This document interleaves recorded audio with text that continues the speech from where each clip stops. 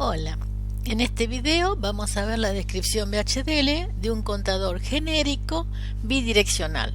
Estamos viendo el ejemplo para 3 bits. Va a ser de módulo potencia de 2, va a tener habilitación, reset sincrónico y como salida el estado de la cuenta. Entonces vemos que el reset en forma sincrónica con el flanco creciente y la señal de clock lo lleva a un estado inicial. Normalmente es el estado 000, en este caso para 3 bits. La señal de habilitación, como ya vimos, si no está habilitado, entonces retiene el valor de la cuenta. Si está habilitado, va a analizar en este caso el estado de la señal nueva que vamos a agregar, que se llama up. Si up está en 1, entonces vemos que aumenta el valor de la cuenta en forma, por supuesto, sincrónica, de acuerdo con un flanco creciente de la señal de clock. Entonces, mientras up esté en 1, el contador va a seguir incrementando el valor de la cuenta desde 000 hasta 111, que es el valor máximo, para volver a 000.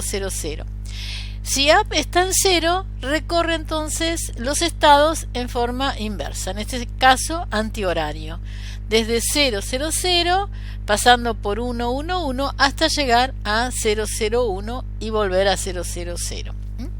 Bueno, esto es lo que vamos a describir entonces. Voy a hacer en este caso dos descripciones. Una sería la que uno piensa en forma natural. Y después vamos a ver la forma optimizada, porque cuando estamos haciendo una descripción, en realidad estamos sintetizando un circuito en la FPGA y tenemos que optimizar el hardware. Entonces por eso viene la segunda descripción. Bueno, el library y package son los usuales. La entidad, como es genérico, pongo generic, n positive, le doy un valor de 3 para después en el simulador tener práctica la simulación, o sea, siempre un valor pequeño. En los ports tenemos la señal de clock por ser circuito secuencial, la señal de reset para poder darle un valor inicial, la señal de habilitación ENA para retener el valor de la cuenta en caso de que no esté habilitado, la nueva señal que comenté, que es up, si está en 1 entonces incrementa la cuenta, y si está en 0 decrementa. Y la salida QO, que es Standard Logic Vector de dimensión n-1 down to 0, es el estado de la cuenta. En la parte declarativa de la arquitectura entre el is y el begin tenemos una señal auxiliar que ya vimos en los otros diseños de contadores, la llamo AUXQ de tipo unsigning y de la misma dimensión que la señal de salida QO. Después tenemos un proceso explícito que lo llamo contador. Al ser un diseño sincrónico, se dispara únicamente por la señal de clock. Esto es así porque recuerdo que las FPGA son sincrónicas, así que los diseños deberían ser todos sincrónicos. Y lo primero que hacemos dentro del cuerpo del proceso es analizar si se produjo un flanco creciente de la señal de clock, para lo cual uso siempre la función ReSynage, que está disponible desde el VHDL nativo aplicada a la señal de clock. Si se produjo el flanco, tenemos que analizar si está activa la señal de reset. Eso lo hacemos con un if, preguntando entonces si reset es 1.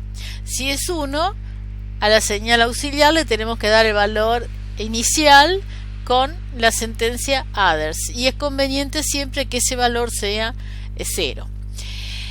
Si no está activa la señal de reset, entonces el if, en lugar de poner else, tenemos la posibilidad de poner una condición con la sentencia else if. Averiguamos si la señal de habilitación llamada ENA-I está en 1. Si es así, en los ejemplos anteriores sumábamos. Ahora, como es un contador bidireccional, tenemos que agregarle una condición, o sea, vamos a analizar con if si la señal del port de entrada UPI está en 1. Entonces, Si está en 1 esa señal, entonces sí vamos a incrementar el valor de la señal intermedia AUX 1. Si no, tenemos que volver a preguntar con otro else if si la señal AI está en el valor 0. Correspondiendo en nuestro caso sería down.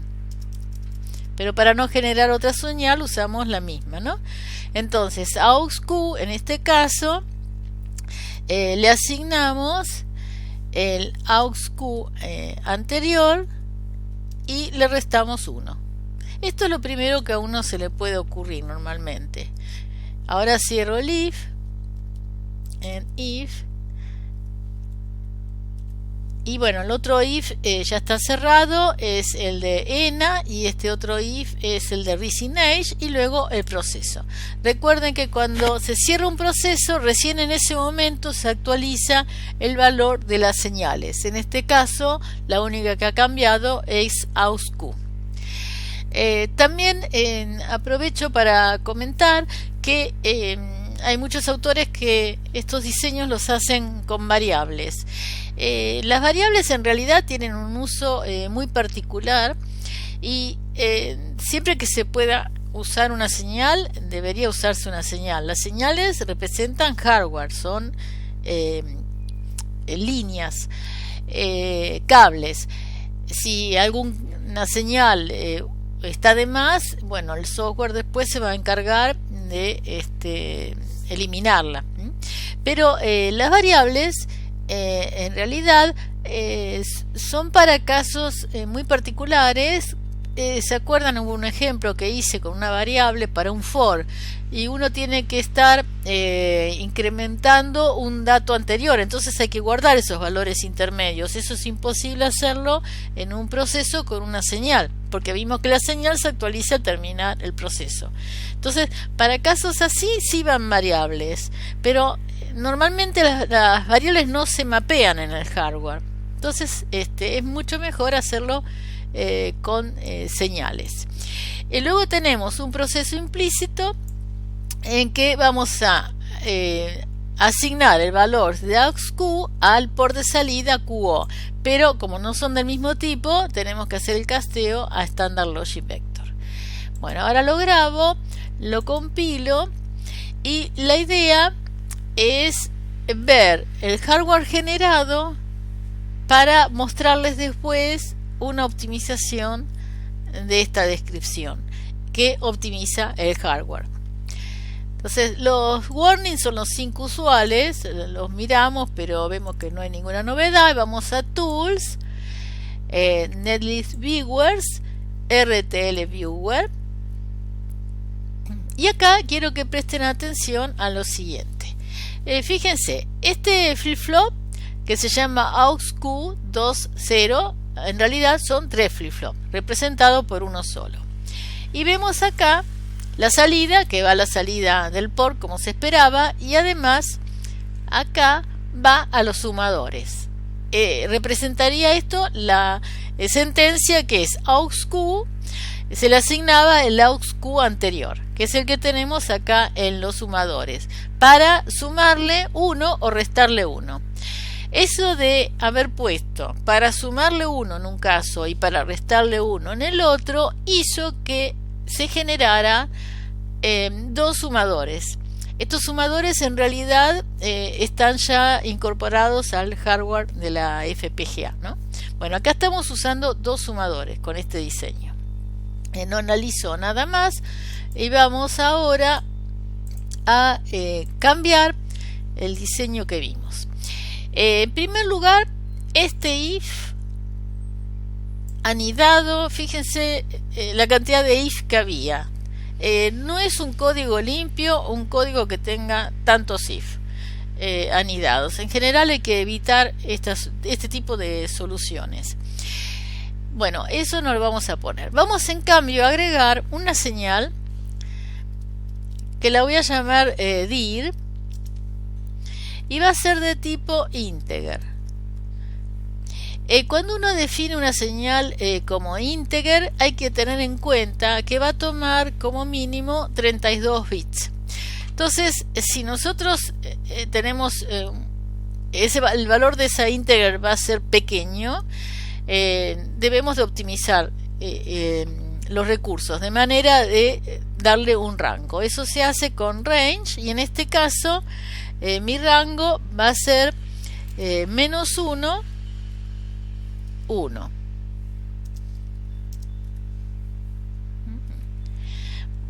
La señal auxiliar, en lugar de ser unsigned, la vamos a tener que definir de tipo signed. Lo voy a mostrar después.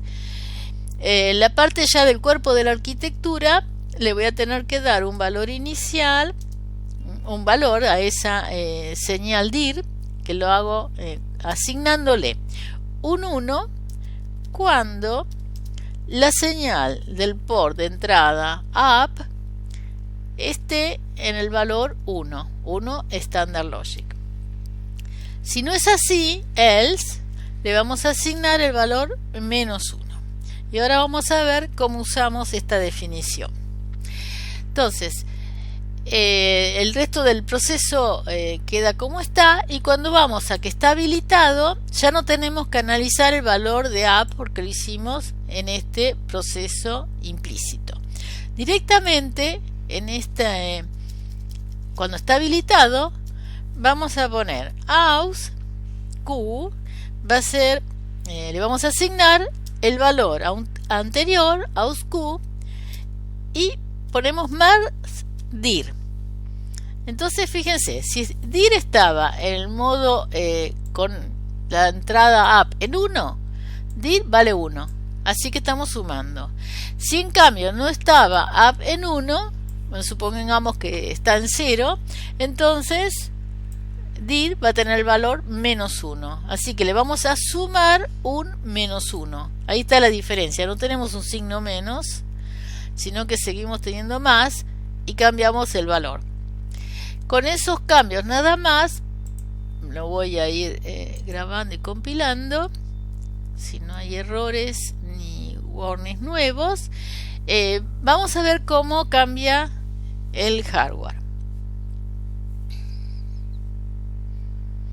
Son los 5, controlamos que son los 5 usuales. Vamos a Tools, NetLuis Viewers, RTLViewer, y fíjense el hardware. Acá tenemos un solo sumador, así que hemos optimizado los recursos del hardware. Eso es lo que les quería mostrar. Tenemos acá representados los 3 flip-flop como uno solo, como estaba previsto. Tenemos la señal acá realimentada y la señal de up, fíjense acá está, que va a generar de alguna manera un 1 o un menos 1 al sumarlo. Y para que puedan comparar, acá tengo como era el circuito generado antes, ¿no? Se lo ve bastante más complicado, pero el hecho de gastar 2 sumadores en lugar de 1. Y vamos a ver también el NetList Viewers, el Technology Map Viewer. En este caso, el Technology Map en ambos casos va a dar el mismo circuito, o sea, el esquemático va a ser igual. Bueno, esto ya lo he discutido en otros ejemplos, no hay grandes variaciones, solamente tenemos la señal de up, que eso lo pueden ver ustedes cómo influye para que en algún caso incremente y en otro decremente. Así que rápidamente comento algunos bloquecitos. O sea, tenemos siempre la lógica combinacional antes de cada flip-flop para generar las entradas preparatorias. Esta primera celda lógica combinacional, a la que le llega la señal de reset y la señal de realimentación de la salida del primer flip-flop, es la que va a generar el reset sincrónico, o sea, el 0 a la entrada D. Y vamos a analizar esta celda en particular y vemos que les llegan la señal de reset por un lado y la señal de habilitación por el otro. O sea que basta que esté habilitado para que tengamos un 1 a la salida, y fíjense que ese 1 llega a la señal ENA que tiene cada uno de los flip-flop. Los está habilitando, no importa si está reseteado o no. Supongan que ENA estaba en 0, o sea que en ese caso, ¿qué pasa? La salida del flip-flop en cada caso se está realimentando porque el valor de la cuenta está mostrando siempre el mismo. Y si estando ENA en 0 accionamos reset, entonces ENA de la salida que va a los flip-flop va a estar en 1. Si bien nosotros decimos por un lado, mira, mantener el valor de la cuenta, pero al resetear vale el reset que tenía prioridad en nuestro diseño. Entonces el reset va a habilitar ENA. ¿Para qué? Porque como es sincrónico necesitamos que en lugar de reflejar Q el estado anterior, o sea que en D esté el Q anterior, D ahora va a tener que tener el 0 que generó la señal de reset, y eso va a ser el nuevo valor de la salida Q. Ese es el sentido de esta celda. Después tenemos una celda antes del segundo flip-flop, y si habíamos visto que se van complicando porque en lugar de tener solamente la realimentación del flip-flop actual, tenemos también la salida de los flip-flop que van quedando antes. Aparte, en este caso, les llega la señal de up. Esto es lo que les dejo para que analicen el uso de la señal de up. Fíjense que la señal de dir no fue necesario agregarla. Y en este caso, en lugar de tener una celda lógica, tenemos dos. Y eso también lo comenté anteriormente. Yo estoy usando la Cyclone 2, que tiene celdas lógicas con 4 entradas y una sola salida. Como en este caso se necesitaba 5 entradas, fíjense que acá ya teníamos 4 gastadas, pero en esta estructura vamos a tener una realimentación más. Entonces usaron 2 celdas. Si vemos el contenido, bueno, se va complicando, y la parte de generar el reset se hizo en esta segunda celda. Vamos a ver en el próximo video el test bench para este diseño. Espero que les haya sido útil. Si es así, les agradezco si ponen me gusta y los espero en el próximo video. Chau, chau. Gracias.